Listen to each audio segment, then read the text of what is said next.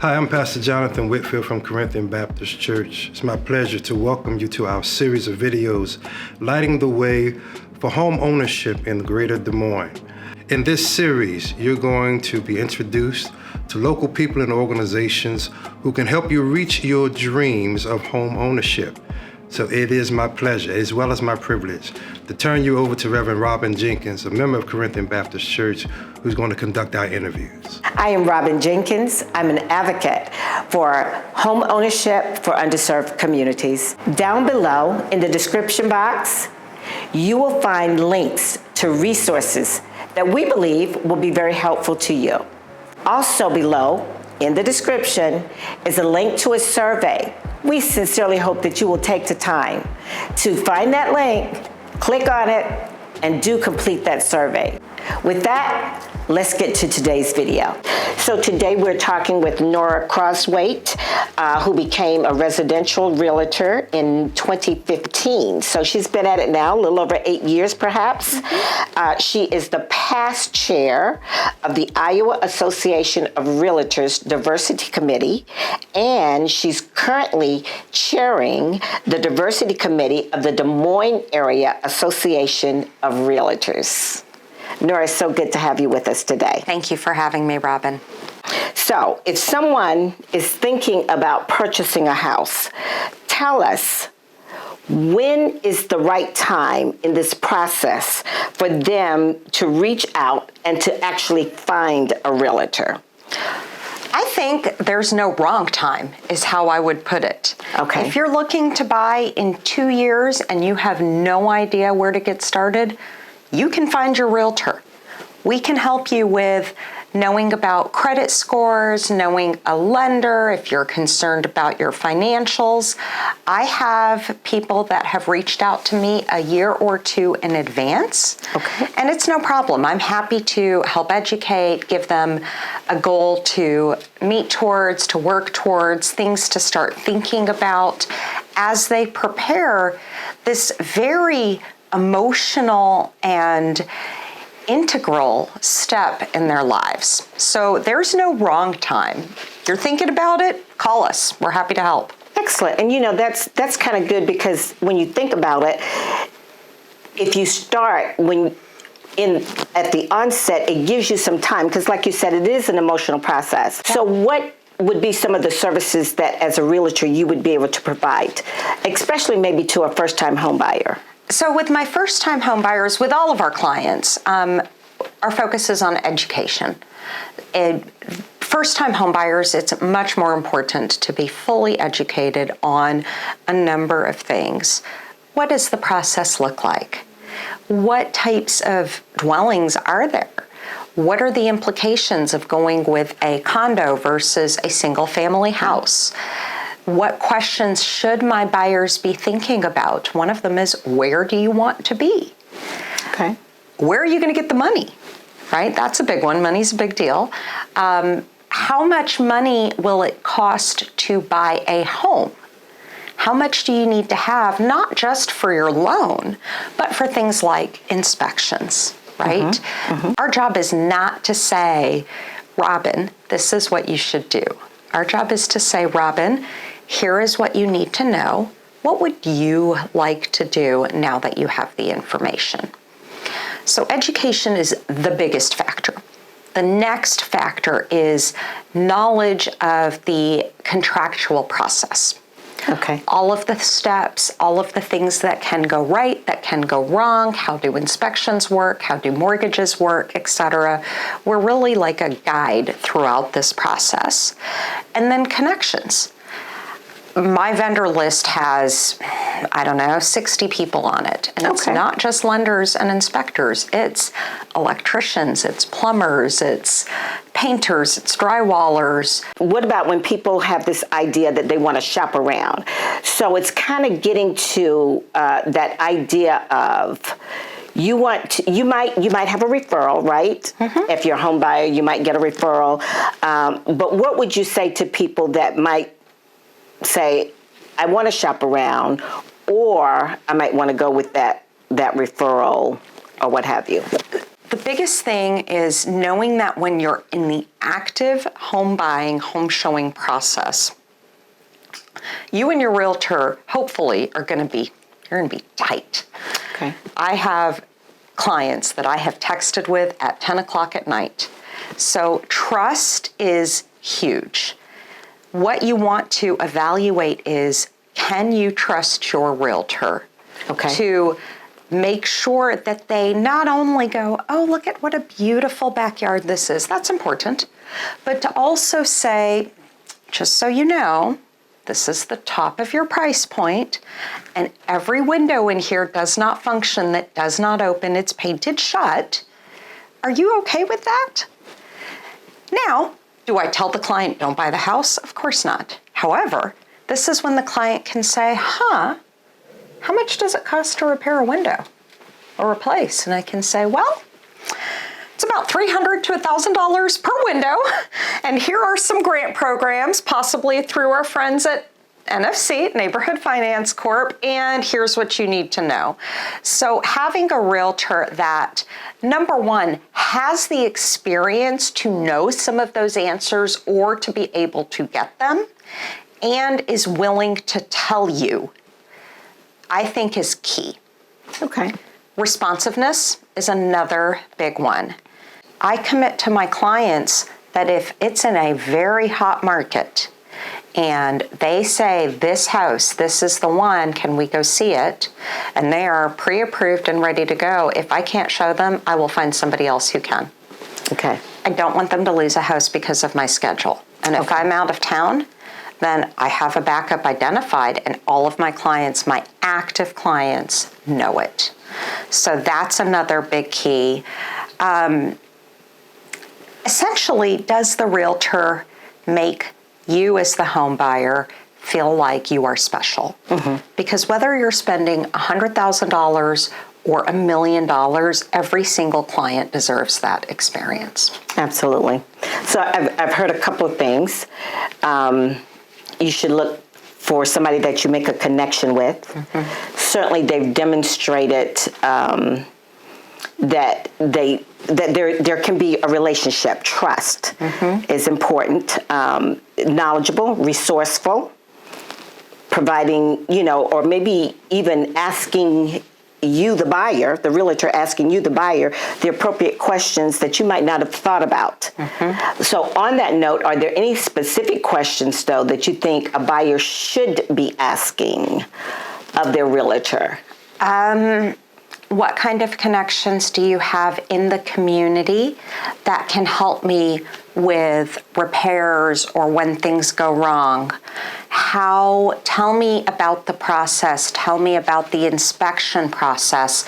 Not necessarily because the buyer needs to know 5 days or 10 days or whatever to do the inspection, etc. But the buyer should be assured that their realtor can literally quote the inspection process. Got it. Right?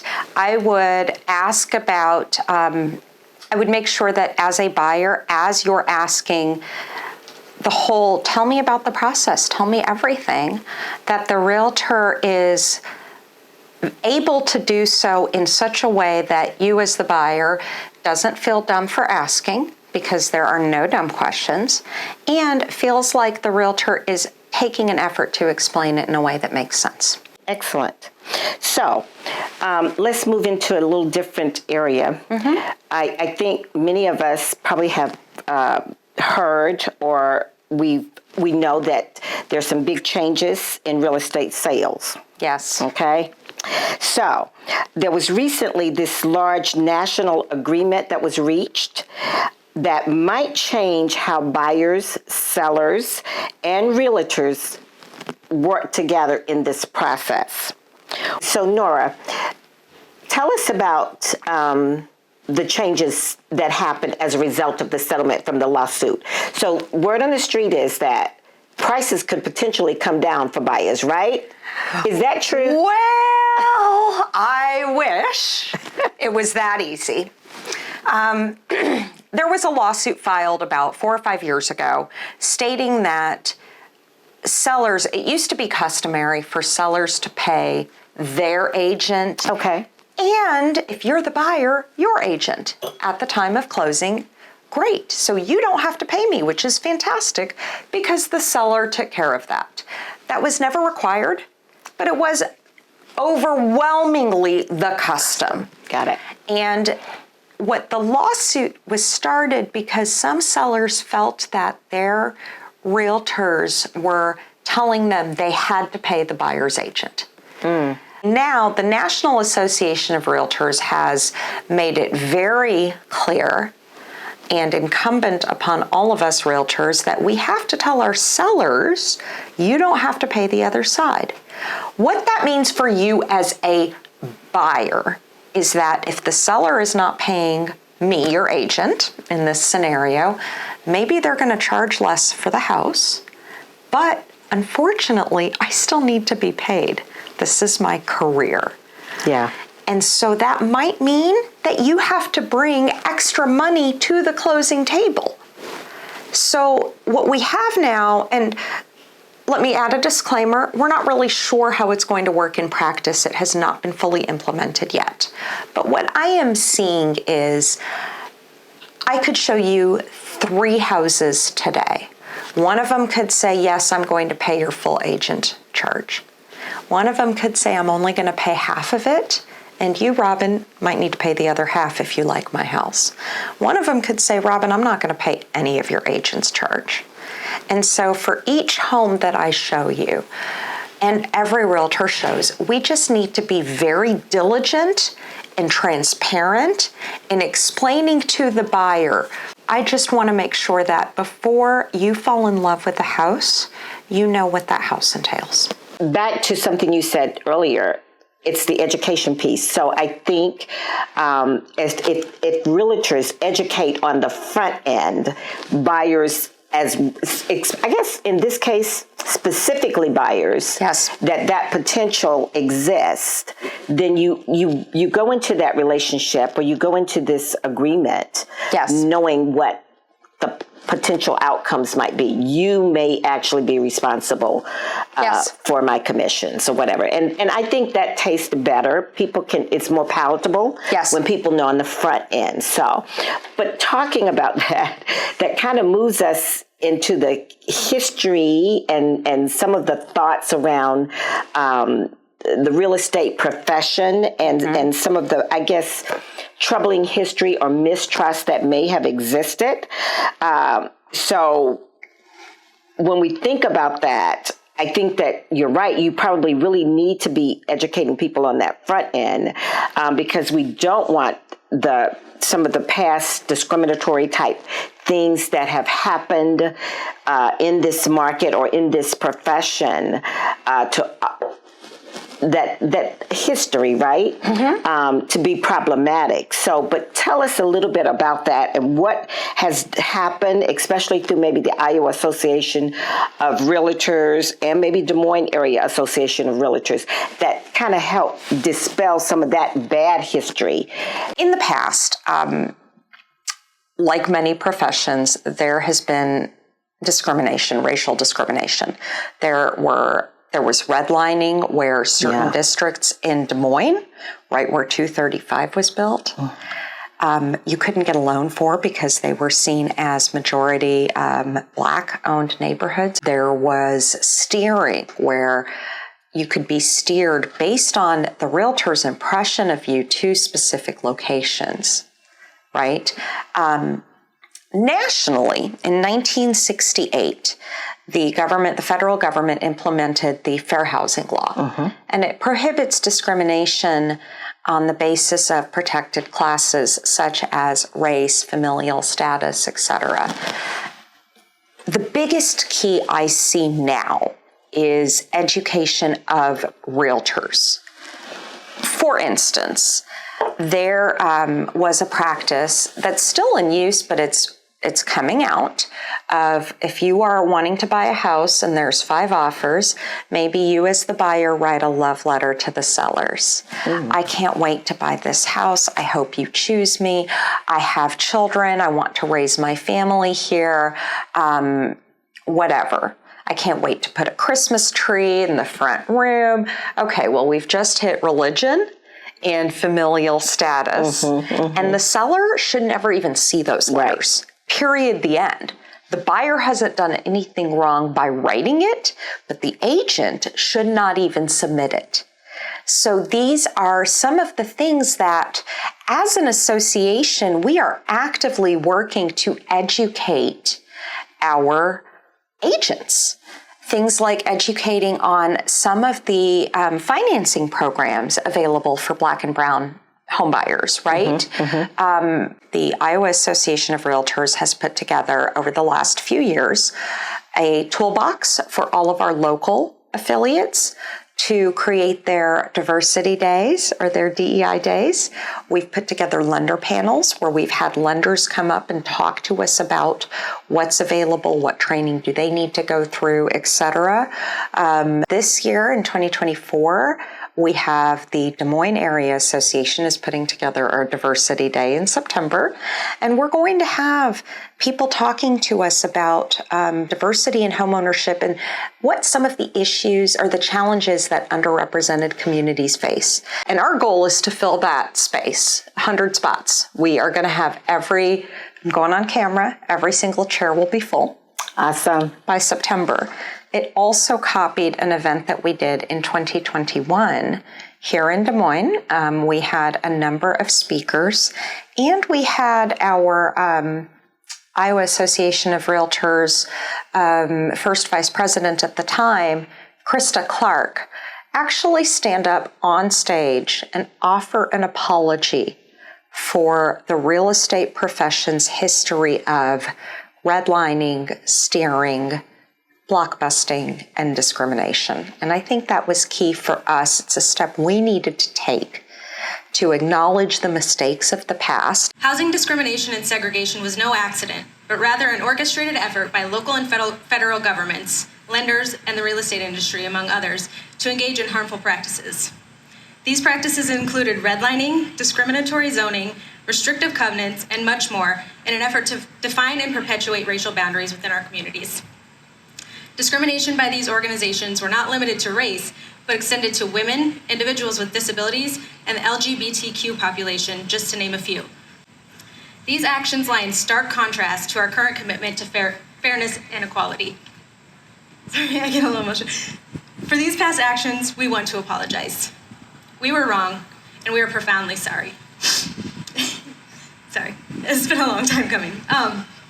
As an association and country, acknowledgement of this truth and our history is an important first step to reconciliation and doing better.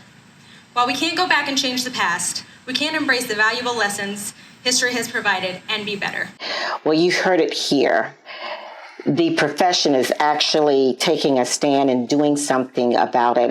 I'm so excited about the work that is happening to make sure that past ills no longer are allowed to exist or to live within the profession, if that makes sense, what I'm saying.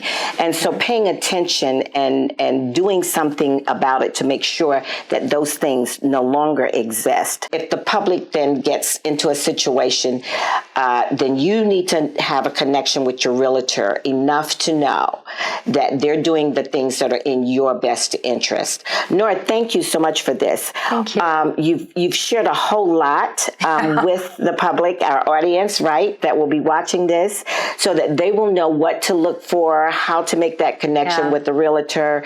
But I want to give you the opportunity to tell your story. Why did you choose this profession, maybe, or just whatever you would like to share with our audience today about you and this profession and what's happening in your world there? So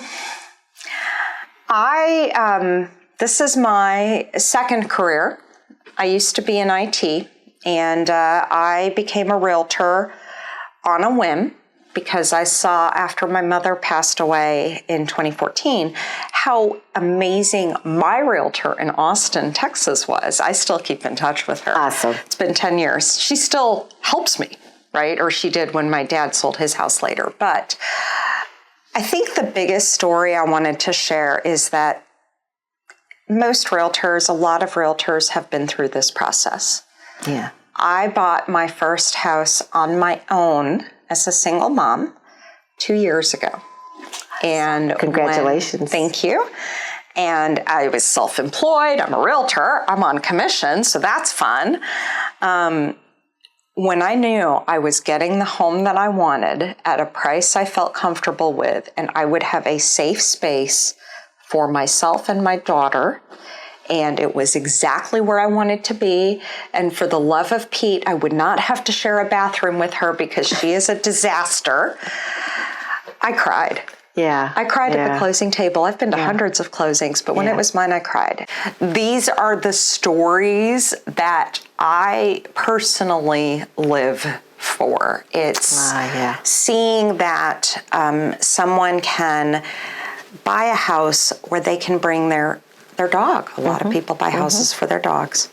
Or they can sell a house because it's no longer meeting their needs, or help a parent sell their house to downsize, or start building wealth for their children, because homeownership is a path to generational wealth. Yes. Thank you so much for this conversation today. I learned some things. Good. Right? Education. I don't know whether I'll be buying another house. I'm retired. But in any event, I do hope that you, our listeners, that you've picked up some good nuggets from Nora. Thank you again for educating us, educating our public. Thank you. And especially those that might be facing barriers and challenges to home ownership. Because as you said, it is that pathway to generational wealth. It is one of the best pathways to generational wealth. Wow, wasn't that great? Thanks for watching today. Make sure that you subscribe to this channel so that you can be part of the future interviews and hear about all the success stories of our community. It is our hope that you will continue and that you will find with us a successful journey towards your opportunities of home ownership. We want to see you next time. Be there. Thanks for watching today. Don't forget, look in the description below. There are links that will help you on your home ownership journey.